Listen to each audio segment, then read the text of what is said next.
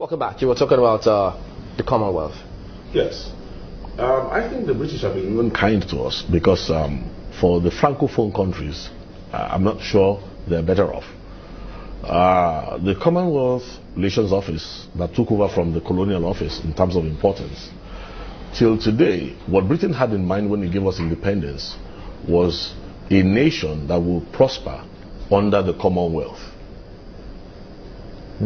But you see, when we got independence, we began to think, we began to agitate, and then we realized that, wait a minute, this may not be the direction in which we want to go. So apart from the fact that we had changed the 1954 constitution for an independence constitution in 1960, by 1963 again, we adjusted the constitution, and we've kept trying to beat the trap. Now, if the UK, if Britain today if we were pulled out of the Commonwealth, and a lot of hidden things that are helping Nigeria to stay stable today, overnight, animosities would increase. Situate this kind of scenario that you painted with Rwanda and Uganda to the Nigerian scenario, for instance, looking at the 1940 amalgamation of the country. And which was adjudged to have last 100 years, and that would have brought us to 2014. In 2015, there was a prediction that Nigeria was going to disintegrate. That was saved by former President Goodluck Jonathan when he conceded to political defeat. How do you correlate these events, and then looking at the future, what could happen possibly? Let's say President Goodluck Jonathan bought us some more time. Because you see, until Nigeria understands programming, we will continue to be victims. You see, the writer of a program writes into the program limitations and predictabilities. If I were to ask anybody here to stand up right now and turn your right hand in the clockwise direction, then raise your right leg, turn it in the clockwise direction, you will do it successfully. But if I ask you to turn your leg, raise your foot, turn it anti-clockwise, and turn your hand clockwise, you will find out that the human body... You're making me want to... No, you can try it. You can try it. You'll find out that God is a programmer, and He programmed the human body in such a way that this side of your body works in sync. That's why when people have strokes, it affects one side of the body, if you notice that. Now, man is also a programmer, and man has learned to program man. If Nigeria wants to get out of this and take its pride of place in Africa, we must understand that a lot of what is happening to us is called programming.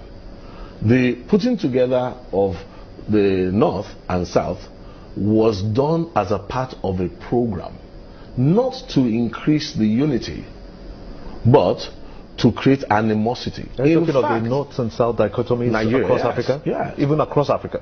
Well, wherever divide and rule works, the parts that you engineer will have animosities. You engineer them to hate one another.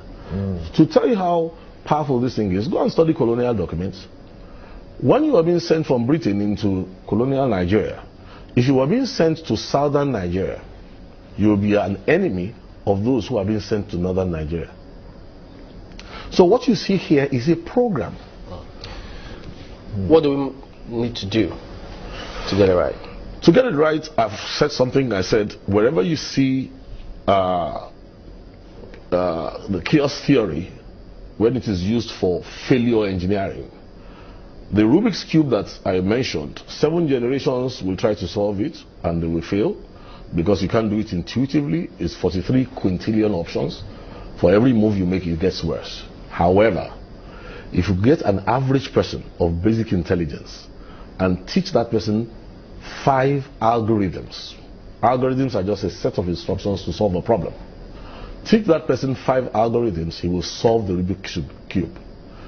Nigeria, I can tell you, has 3 algorithms I will mention. There are more.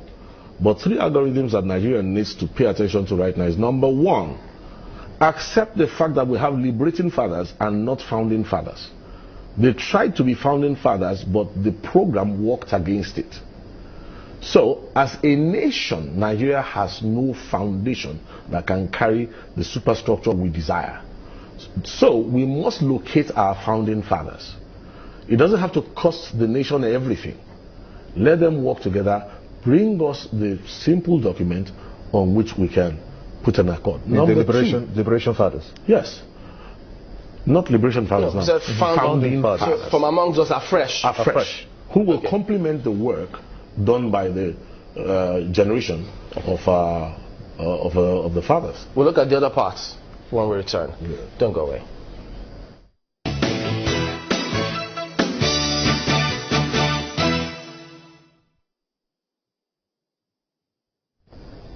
Now, speaking about what we must do to be saved, you had given us one part. Tell us about the others.